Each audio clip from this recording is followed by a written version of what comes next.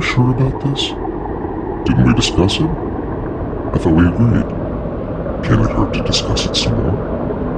No, he admitted. So are you sure? Josh took another sip of lemonade. Matheson did as well, then made a sound like he was throwing up. He put his tiny hands on his own throat to emphasize his displeasure. So get more sugar, Josh told him. The monkey ran off. He came back a moment later with 5 more packets. You're going to get diabetes, Josh said. Matheson gave him the finger. Did Duncan teach him that? Josh asked his wife. What? She was absorbed in her cleaning. Matheson flipped me the bird. No, I think it was South Park. The TV show? Yeah. He has a few DVD box sets.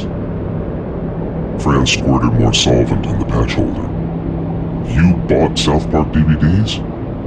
No, he grabbed them in the store while I was shopping, put them in the cart, and paid me. He also bought The Untouchables.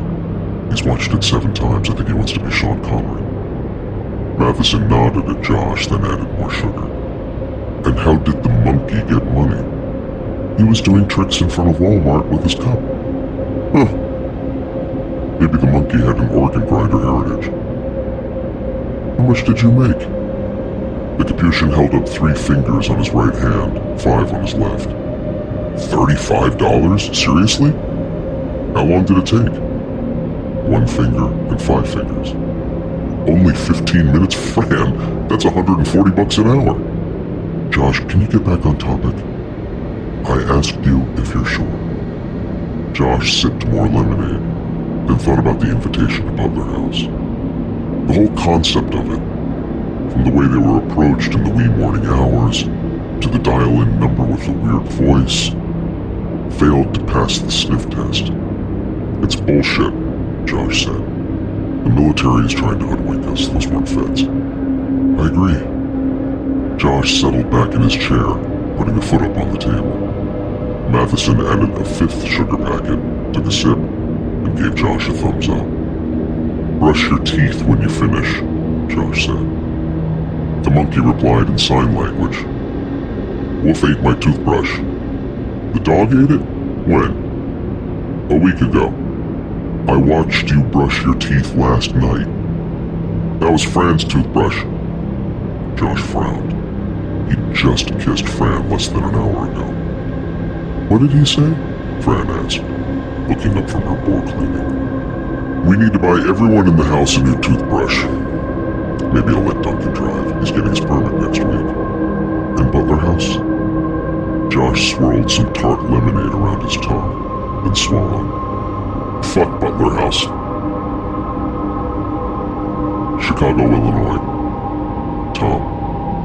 There weren't any homicides in Tom's jurisdiction in the last few days, unusual for Chicago, so it gave him time to work on Roy's disappearance.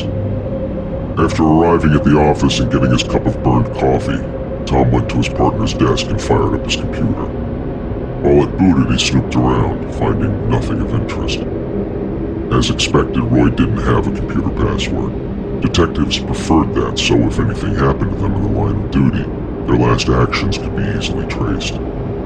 Tom checked Roy's email, finding a confirmation for a rental car at the Charleston airport dated last week. He dialed the number and pretended to be Roy, reading off the confirmation number. What can we help you with, Mr. Lewis? An odd thing to say if the car hadn't been returned. Can you email me all the details for my rental, for tax purposes? Certainly. The woman repeated Roy's email adding. Also, can you remind me when I returned the car? You returned it last Sunday at 11:35 a.m. Anything else I can help you with? Tom declined and disconnected. Next, he called the airline Roy used and said he lost his return flight ticket. Did someone else possibly use it? No, Mr. Lewis, that ticket hasn't been used. Would you like us to book a return flight? Again, Tom declined and hung up. Either Roy had returned the car at the airport and something happened to him to prevent him from boarding his flight, or something happened to him earlier, and someone returned his rental car for him to tie up a loose end. Tom got on the internet and began calling hospitals in the Charleston area. asking if Roy or any African-American John Does fitting his description had been admitted. He also checked the morgues and Charleston PD. No luck. Next, he checked Roy's browsing history and saw he'd been on the same Butler House site Tom had been on. Roy also had been on the Ghost Smashers website. Tom recalled reading that they'd shot an episode of their TV show at Butler House, but it never aired, and the host quit TV immediately afterward. Tom went back to Roy's email, checking the sent folder. Roy had several exchanges with Richard Reiser, the host of the show. The last one ended with Roy asking if they could Skype. Skype was a VoIP, a voice-over internet protocol. It allowed two people to talk to one another using computer webcams and headsets. Tom accessed Roy's Skype account, and sure enough, Richard Reiser was listed as a contact.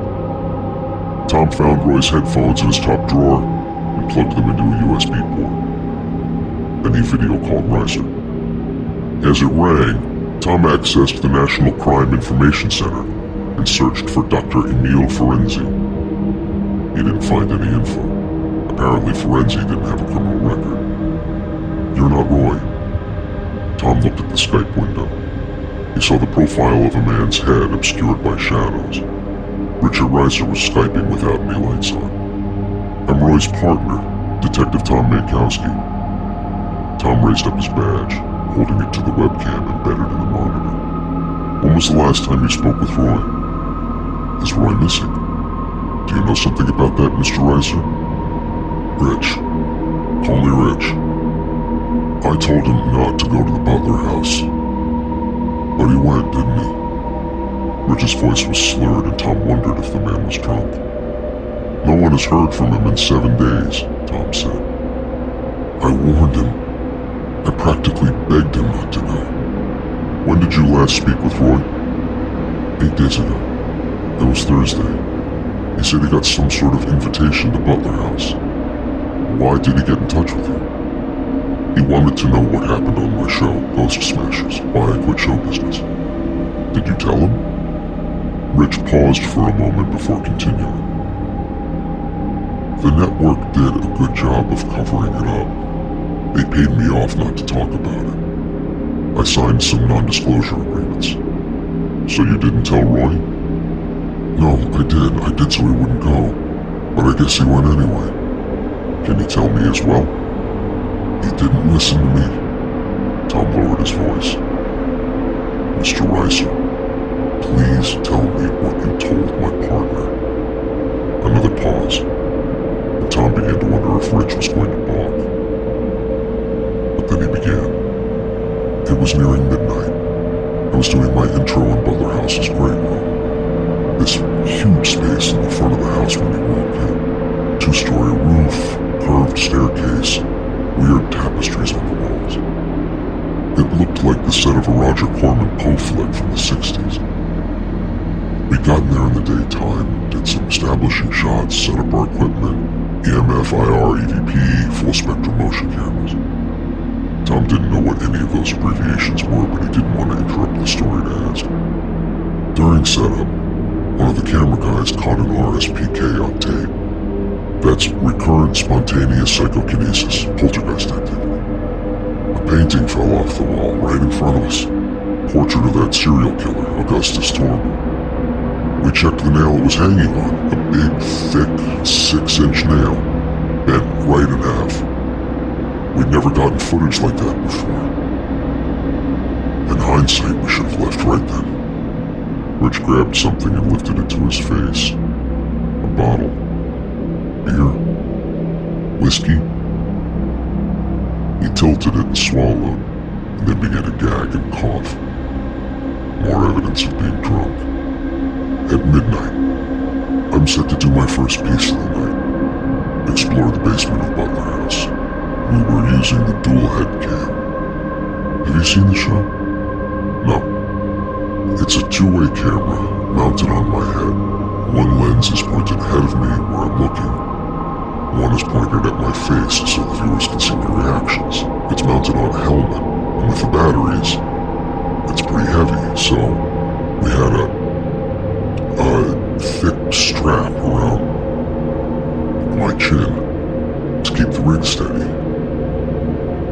after I started my segment. Batteries.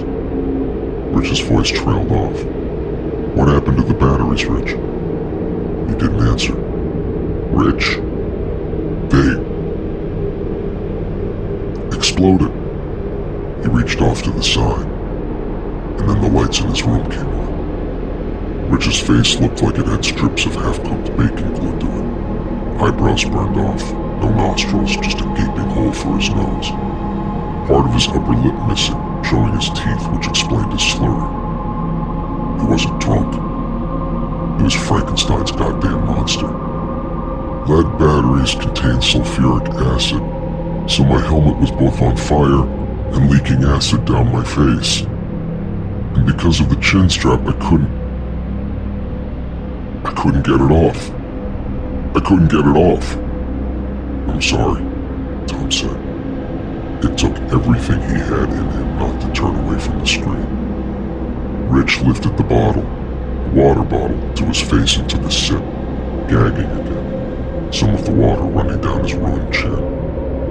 The network sued the company that made the camera, but when they took the rig in for testing, no one could find anything wrong with it. No faulty wiring, no bad parts. It's like it exploded for no reason at all. Tom felt terrible for the guy, and he didn't like making him talk about it. But for Roy's sake, he had to ask. But you think there was a reason?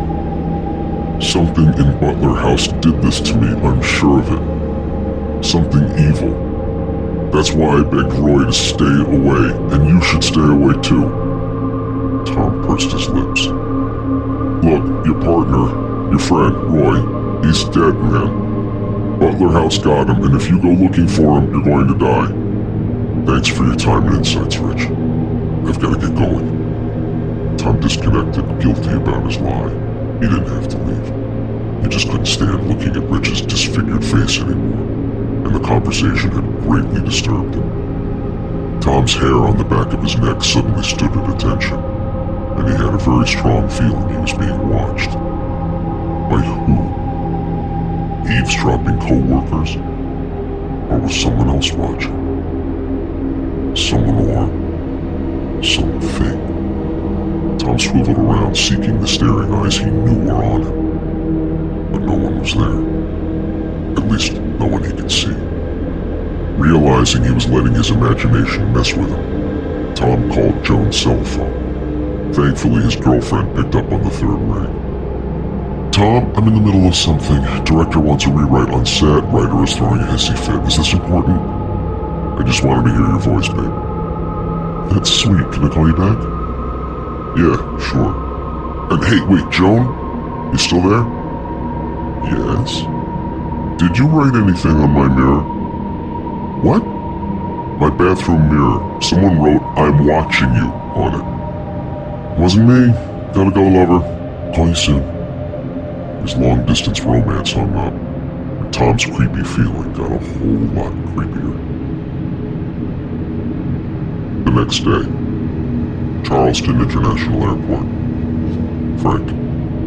Dr. Frank Belgium walked out of the baggage claim area and onto the sidewalk, the warm blast of summer air welcome against his overly air-conditioned body. The plane had been chilled to meat locker temperature. So cold he'd had to ask an attendant for a blanket. The airport had been similarly refrigerated. He closed his eyes and took a deep breath, letting the temperate heat warm him. But he couldn't feel the sun's rays. Belgium squinted up at the overcast sky. The clouds were an ugly swirl of gray and black, but the air didn't feel humid or sticky. It didn't look like rain. It just looked ominous. A man of science, Belgium publicly scoffed at the paranormal, omens, superstition, the afterlife. These didn't hold up to the scientific method and had no empirical evidence to support them. But privately he feared the supernatural, because he had, in a way, experienced it. To Belgium, the sky looked like a warning meant specifically for him, like a big sign that said, "Go back while you still can." Something reddish-brown darted toward Belgium, swooping into his peripheral vision. and he dropped his carry-on bag and ducked down, emitting a less than masculine yelp as he did. Covering his head with his hands, he prepared himself for another attack. "It's a finch," a female voice said from behind him. Belgium turned, squinting through his fingers. "What?" "A house finch. They won't hurt you." Belgium stared at the woman. She was maybe in her late 30s, short hair, baggy sweater, no makeup. He could guess on a good day she'd be cute. But it didn't look to Belgium as if she'd had any good days in a while. He tried to swallow, but his mouth had gone dry. "Oh, thanks. I thought it was a..." He let his voice drift off, and then picked up his bag and stood up, warily searching the area for more dive-bombing finches. "You thought it was what?" the woman asked. "Oh, a bat. A red bat?" Belgium frowned. "You'd be surprised." The woman shrugged. Belgium glanced around, trying to get his heart rate under control, wondering why there weren't any cabs. Shouldn't an airport have cabs? He watched a traveler cross the street, where he was met by a blue Honda. A woman got out. They had a quick but poignant hug, and then he loaded his suitcase and got into the car and they drove off. "Where are the taxis?" the Finch lady asked. "I don't know. I'm waiting for one myself." Another minute passed. Belgium considered renting a car, but he didn't want to go back into that freezer of an airport. In fact, he didn't want to be in South Carolina at all. The thought of being arrested for treason began to hold some appeal. At least in that case, he knew what to expect, knew who his enemy was. There was security in knowing, but the unknown. "Do you have a cell phone?" the Finch lady asked him. "To call a taxi." "No, don't carry one. You?" "Me neither. We're probably the last two people in the world who don't." Finally, a lone yellow cab pulled onto the thruway. Belgium held up his hand and at the same time noticed his companion did as well. He'd gotten there first, and at the rate the cabs arrived at this airport, this could be the last one of the day. But even though Belgium was rattled, and hadn't been with a woman for a very long time, he still had a streak of chivalry in him. "You can take it," he summoned the courage to say. "Are you sure? You were here first." The cab pulled up. Belgium took a quick look at the sky again, which was getting even uglier. "It's okay, I'm sure enough of them will come along." The lady smiled, and it took 10 years off her face. "I didn't know there were any gentlemen left. We could share it. I'm heading west, Solidarity." Her brow crinkled. "Really? So am I." Belgium did a quick mental calculation on how coincidental that was, and considering Solidarity had a population of less than 1,000, he found the odds to be extremely high. "Unless..." "The Butler House?" he asked. The woman nodded, eyes wide. He remembered his manners and offered his hand. "Frank Belgium." "Sarah Randhurst," she said. Her touch was soft and warm, her grip strong. Belgium opened the door for her, then helped the cabbie put their bags in the trunk. When everyone was seated, he gave the driver the address. "I don't go there," was the gruff reply. "Pardon me?" "The Butler House. No hacks go there. Bad news, that place." Belgium considered asking how close he'd take them, but then realized they'd have the same problem once they got there. Renting a car was still an option, but that would be a hassle. Plus, he had the paranoid delusion that if he left the cab, the sky would open up and lightning would fry him. "I'll double your fare," Belgium said. "No way. Triple it." The cabbie turned around in the driver's seat to face him. "Are you serious?" Belgium nodded. The cabbie let out a noise that was part sigh, part shrug, and said, "It's your funeral, buddy." They pulled out of the airport parking lot and headed west, into the woods. Belgium kept his eyes out the window, trying to look casual instead of nervous. He was aware that the side of Sarah's foot touched his, and he was hoping she'd keep it there. That small measure of human contact was keeping him grounded. "So," she said, "you're doing this to win $1 million? Me? No, I'm... well, being coerced into this." "By whom?" "I'm not at liberty to say. Sorry." Sarah nudged him with her thigh, and when he looked, she was smiling again. It dazzled him. She looked so pretty, so real, so near, like a safe port in a terrible storm. "Real secret stuff, huh?" she asked. He smelled something on her breath. Whiskey. Belgium rarely drank these days, but he really wished he had something to take the edge off. "I was involved in a government project that I'm not allowed to talk about." "What do you do, Frank?" "I'm a molecular biologist." She seemed to appraise him, and Belgium lapsed into self-consciousness. Had he combed his hair? Were there crumbs on his face from breakfast? Did he have any stains on his shirt? "This is a fear study," she said. "I take it something bad happened with that government project." "Yes, well, it's actually understating it a bit. The horrors of Samhain all came rushing back at him like they were still happening. The deaths, the blood, the certainty he was going to die. Frank could feel his larynx tightening, and he put a hand on his throat to massage it. The sides of the cab seemed to be closing in, making it hard to breathe. He stared outside, saw something fly past, and flinched like he had at the airport. "You look freaked out, Frank. I didn't mean to. Would you mind if we stopped somewhere for a drink? I mean, I don't want to be forward, or for you to think I'm trying anything with you, but I could really use one." He winced. "The past, it hurts." Sarah opened her purse and took out a tiny, plastic airline bottle of Southern Comfort. She passed it to Frank, who was shaking so badly he couldn't get the small top off. Sarah put her hands over his, helped him to remove the cap, and he downed it in one gulp. Almost immediately he felt better, but he didn't know whether to attribute that to the booze or Sarah's touch.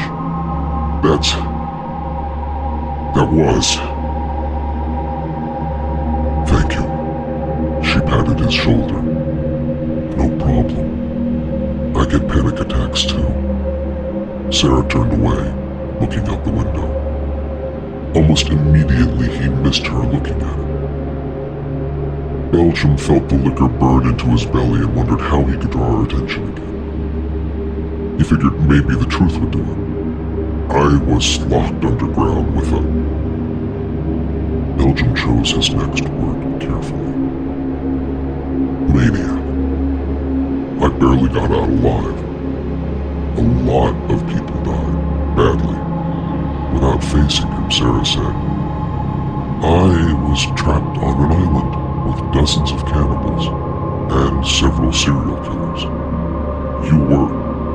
seriously?" Sarah nodded into the window. "A lot of people died. Badly.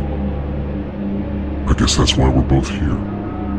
Belgium had a sudden, overpowering, completely inappropriate surge of affection toward this woman.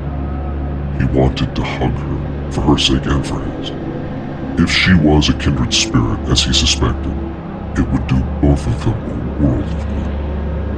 Instead, he sat rigidly in his chair, trying to will his heart to slow down. "I read up on Butler House," Sarah said, still not looking at him. "Lots of tragedy there." Belgium had begun doing some research on the house, the devil you know and all that, but it had scared him too badly to continue. Sarah seemed to be expecting some response, so he grunted non-committally. "If any house in the world could be haunted," she continued, "this would be the one."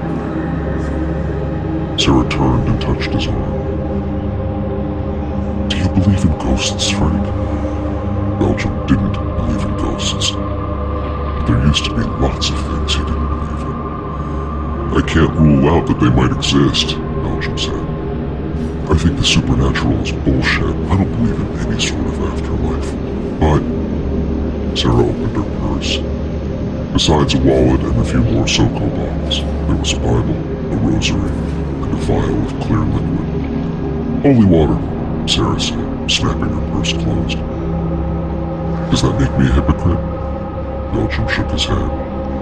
No. It makes you prepared.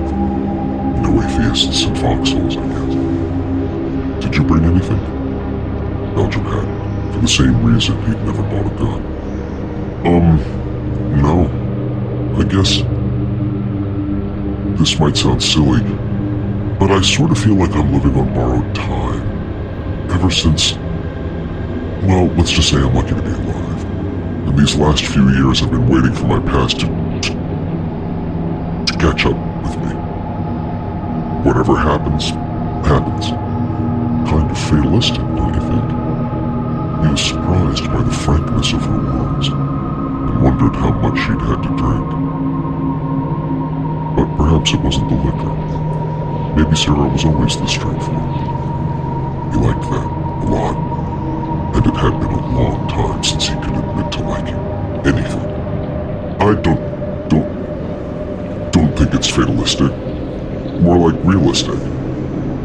When you see dark things, you can't unsee them, Sarah said, finishing his thought. They looked at each other, and Belgium saw understanding in her eyes. This woman was just as wounded as he was. He'd heard about the concept of kindred spirits, but hadn't experienced it before.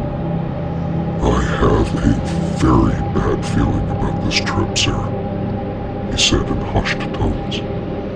Then the front windshield burst inward, and the car spun out of control. Pittsburgh International Airport. Mal. Growing more and more uncomfortable as they inched their way through the security line, Mal let his wife go through the metal detector first. She beeped as expected and then got into a conversation with the bored-looking TSA guard. He waved his wand over Deb. That led to her pulling off her jogging pants, which had snaps in the sides instead of seams. Mal's prosthetic hand always got a few raised eyebrows, but Deb's artificial legs drew attention like a marching band down Main Street. But Deb was always offered the option of a private search, away from gawkers. She never accepted, preferring to strip down to her shorts and show everyone on the planet her high-tech artificial limbs. Mal knew Deb did it because she didn't want to be treated any differently than anyone else. But they did treat her differently. And Mal watched the crowd finger-pointing and murmuring, some assholes actually snapping pictures.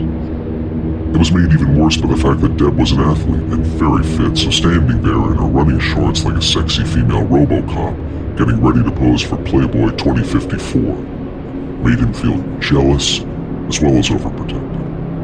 As expected, after her scan and pat-down, Deb was immediately approached by a smiling Lothario who was better looking, a better dresser, and no doubt younger and richer than Mel was.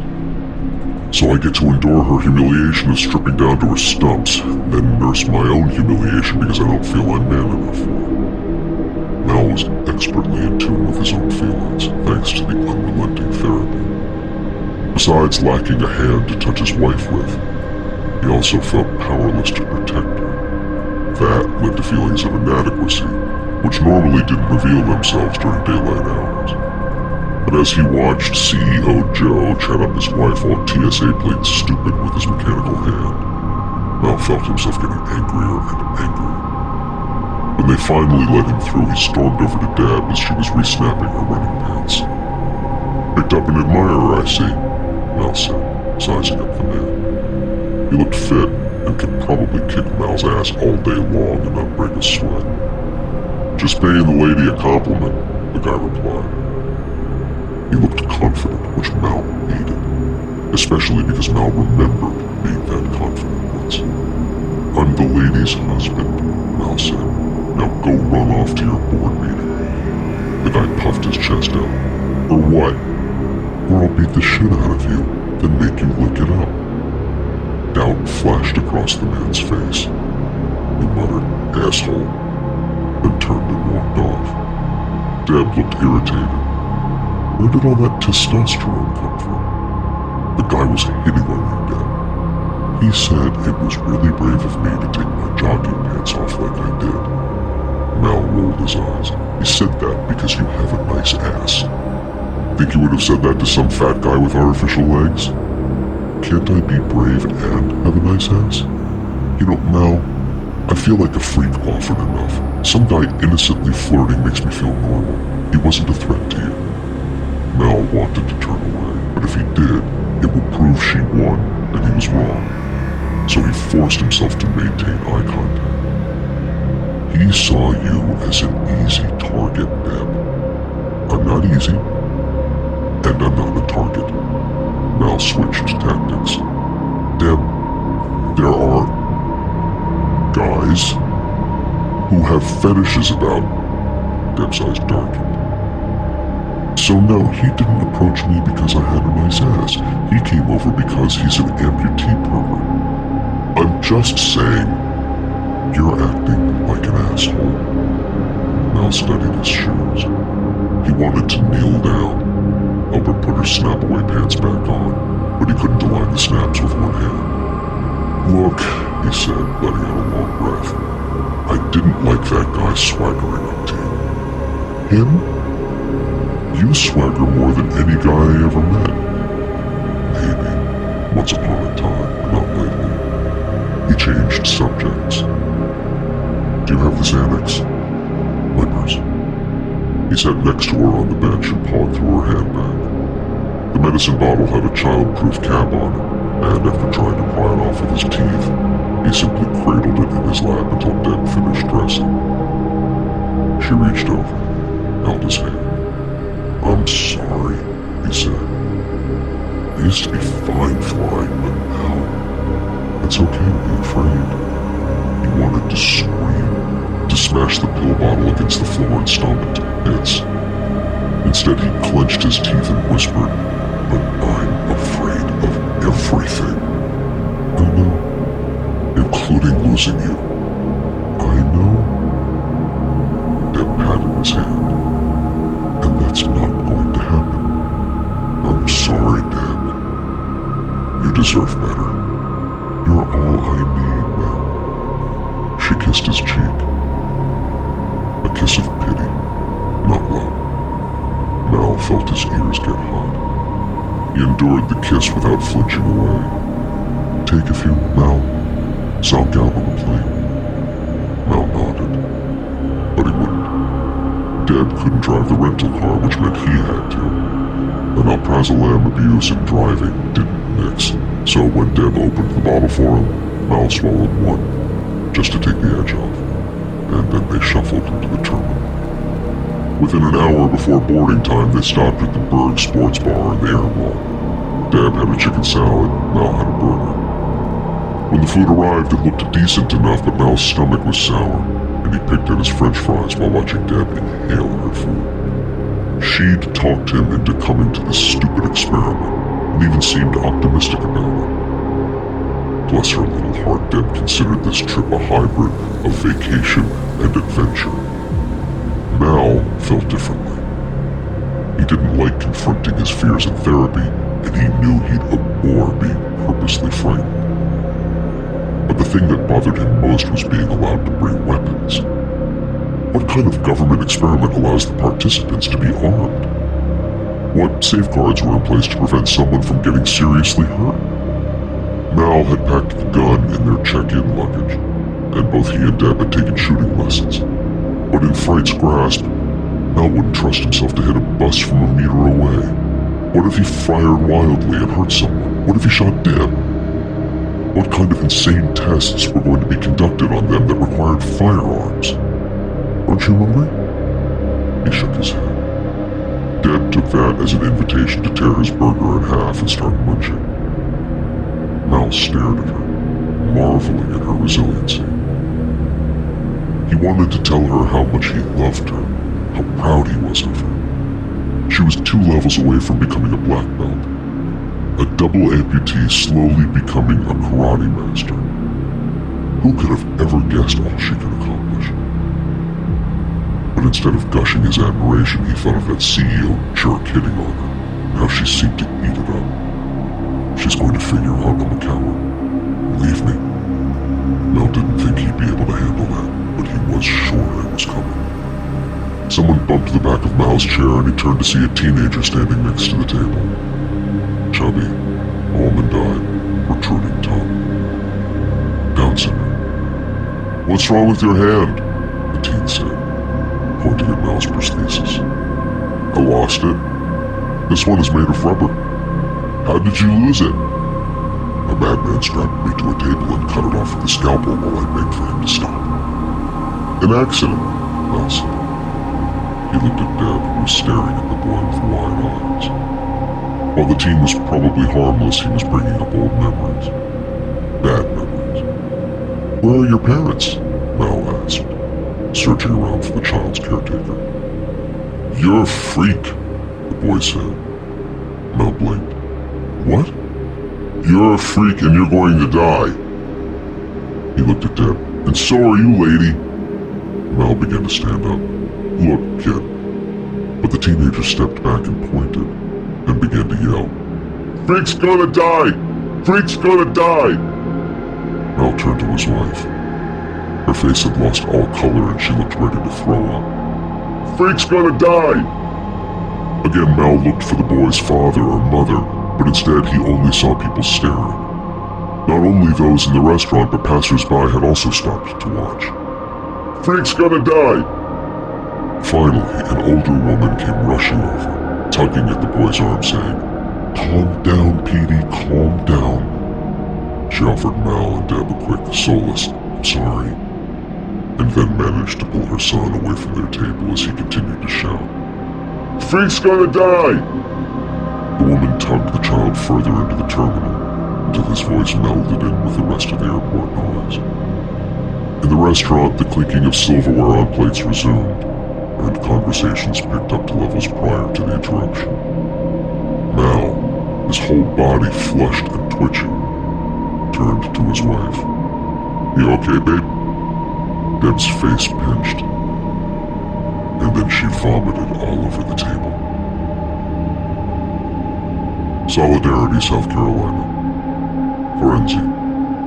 Dr. Emil Ferenzi sat on the mattress, one piece of furniture in his bedroom that wasn't an antique, and squinted at the Bruno Mugli loafers he'd just put on. There was a stain on the toe. He pulled it off and licked his thumb, rubbing off a reddish-brown streak. Blood. Ferenzi couldn't remember wearing the shoes in the lab area, and his mind wandered as to elsewhere he might have trod in bodily fluids. His reverie was interrupted by a knock on the bedroom door. Enter, he said, dropping the shoe next to the bed. Sykes came in holding a sheaf of papers. He silently presented them to Ferenzi. It was reports on their guests. Tom Mankowski, the cop, had just arrived at the airport. Excellent. He would make a sturdy test subject. The amputees Mallory and Deborah Dieter had boarded their plane in Pittsburgh. Ferenzi had high hopes for them. Dr. Frank Belgium and Sarah Randhurst were due at Butler House any minute. Ferenzi's intel provided an interesting tidbit. They're sharing a cab, he said to Sykes. Do they know each other? I have no idea, sir. Ferenzi glanced at him, caught a glimpse of the man's sharp dentata. Do you mind if I ask you a personal question, Sykes? Nothing is personal to me, sir. Do you ever bite your tongue while eating? As much as anyone else? Sykes didn't elaborate. Ferenzi flipped through more pages, seeing who else was attending, and frowned at the lack of a dossier on the Van Camps. Josh and Fran Van Camp didn't confirm. No, sir. Ferenzi clucked his tongue. That was a shame. They would have been ideal. No matter. This weekend would proceed without them, and it would be a success nonetheless. Have you spoken to your team? He asked Sykes. Yes, sir.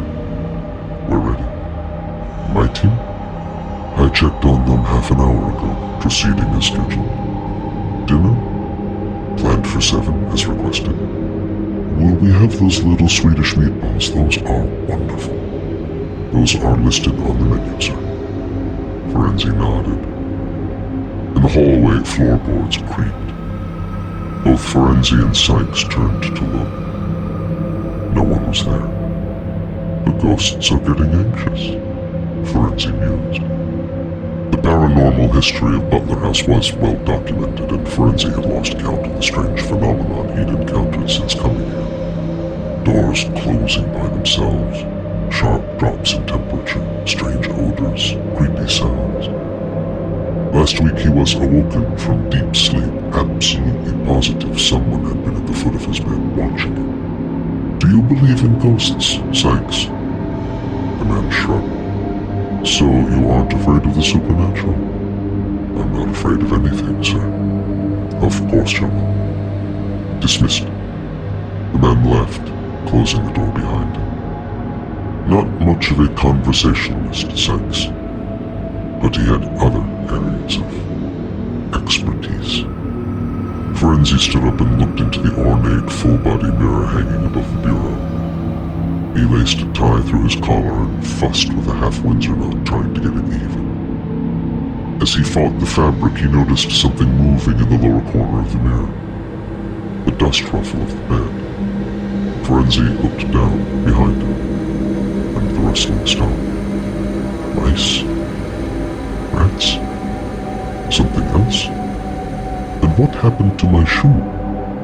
Ferenzi searched the floor, turning in a full circle, looking for the loafer with the blood stain. He could have sworn he'd dropped it on the floor before Sykes came in. Under the bed? The doctor got on his hands and knees, ready to lift up the dust ruffle. But something gave him pause. Behind the dust ruffle, something was making a sound. A distinct, recognizable sound. Chewing.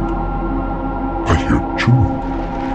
A streak of panic flashed through Ferenzi, and he crabbed backward away from the bed. Then he quickly scanned the room for some sort of weapon.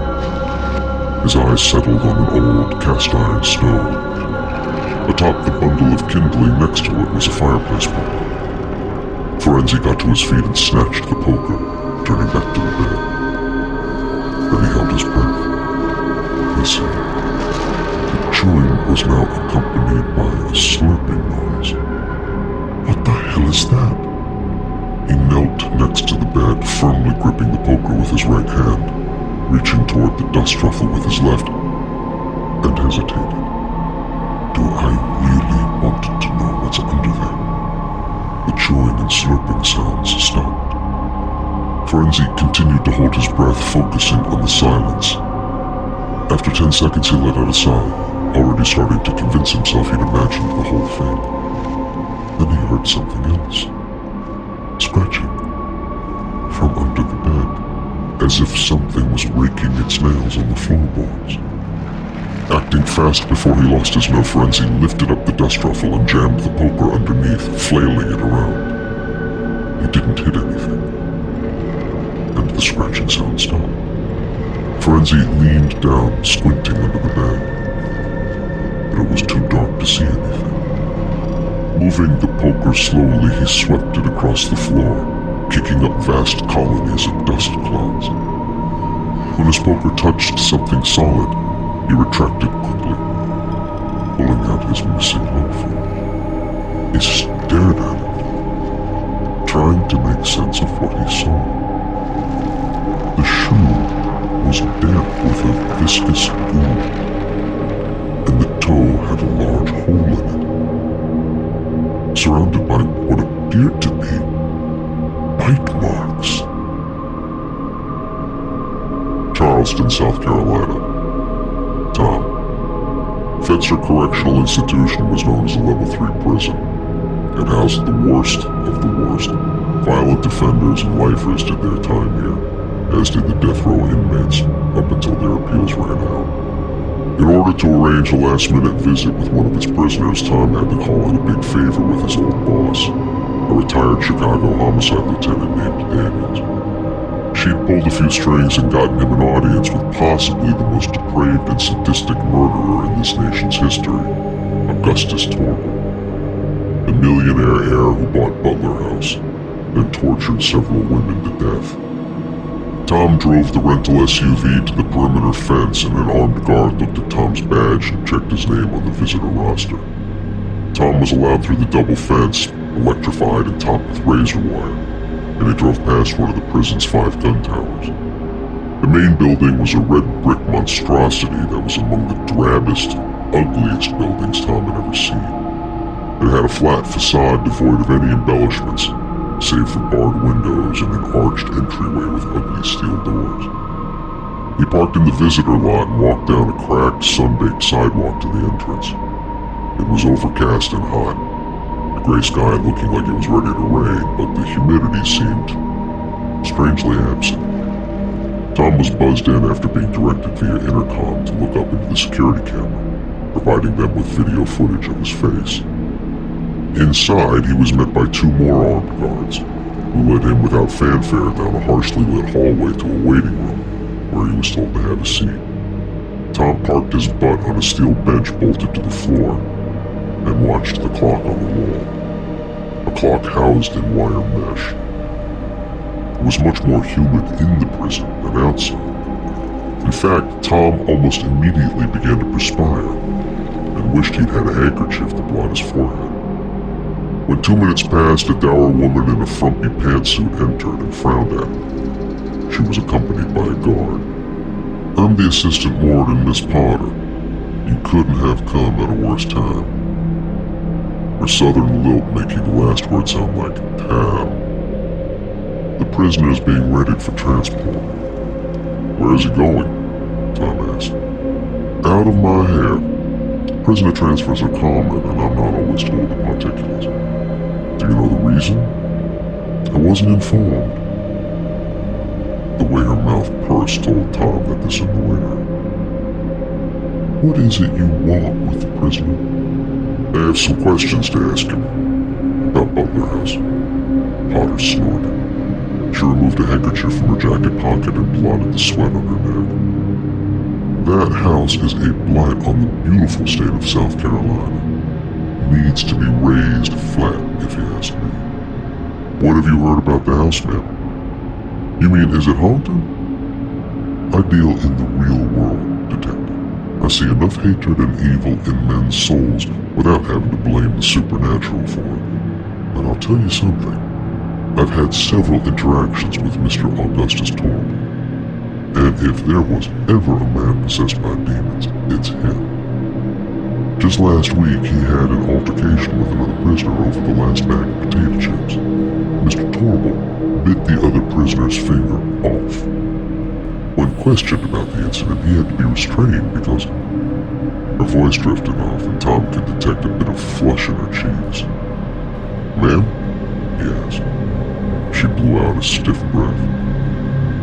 "Because Mr. Torrell was noticeably aroused by the incident, and kept playing with himself while being questioned."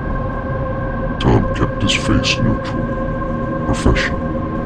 "Has Torrell had a lot of incidents like that?" "More than his share. The other prisoners are afraid of him." "Are you armed?" Tom had left his gun in his luggage. "No, ma'am. Regulations insist on a pat-down to prevent weapons or other contraband from being passed to the prisoner. Would you mind standing up and raising your arms, detective?" Tom did as instructed, and the guard did a thorough frisking, going so far as to check each of Tom's pockets.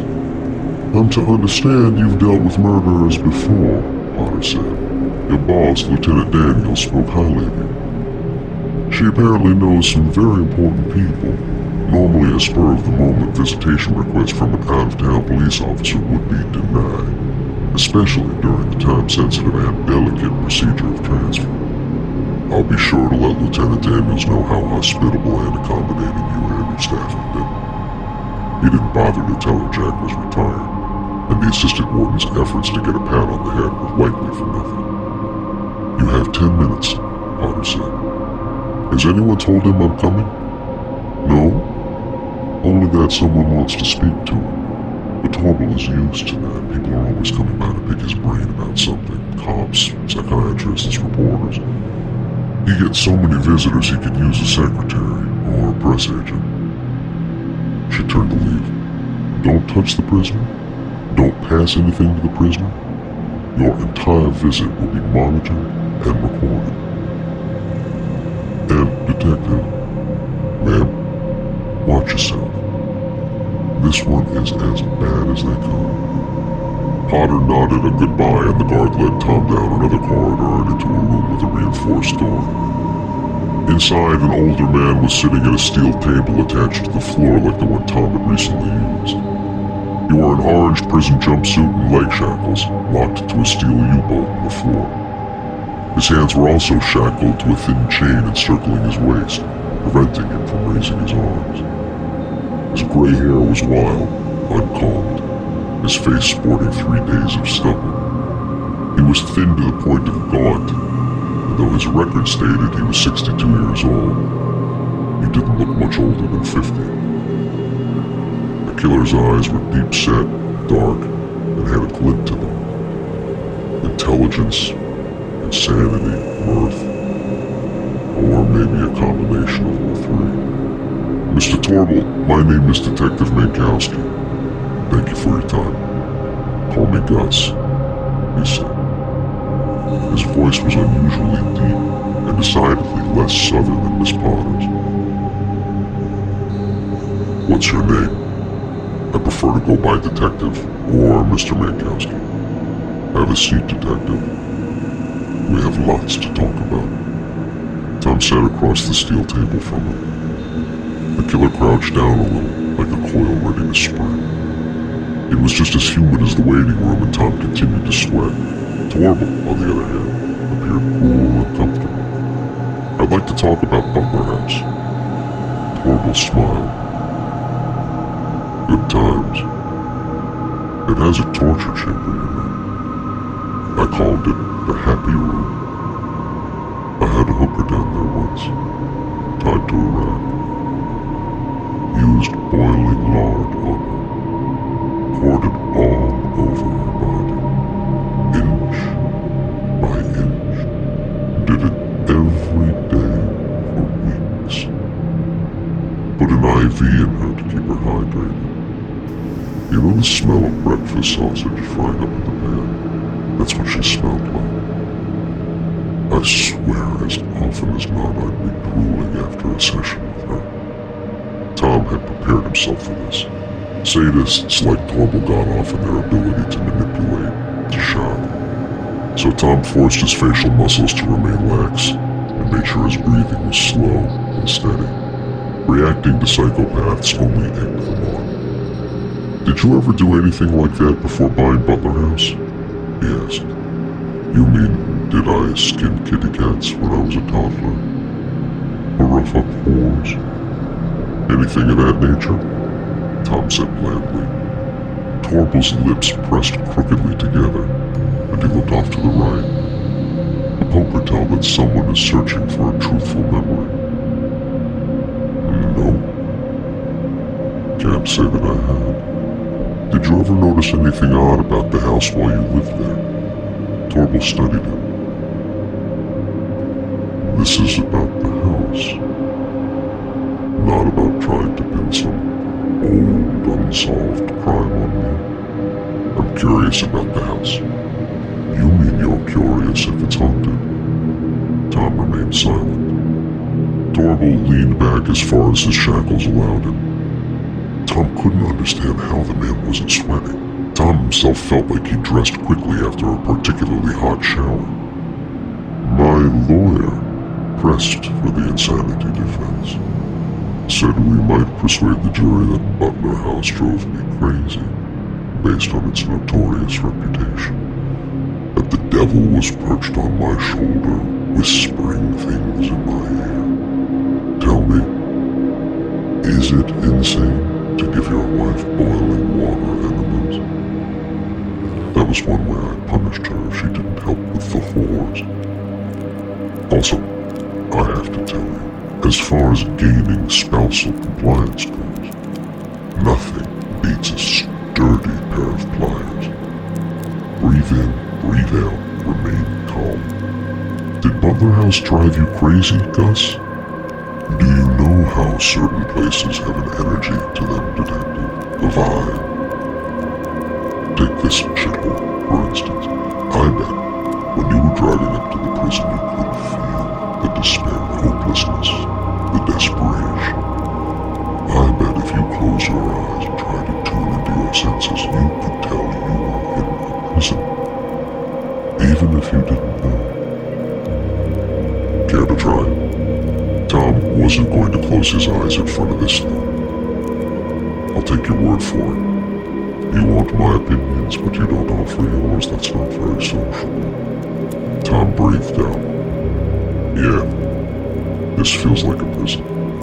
Well, Butler House also has an energy. And I'm betting you haven't been there because you'd immediately know what energy I'm talking about. What kind of energy, Gus? That house feels evil. It exudes it like a bog steams on cold nights. Terrible things have happened there, going back almost 200 years.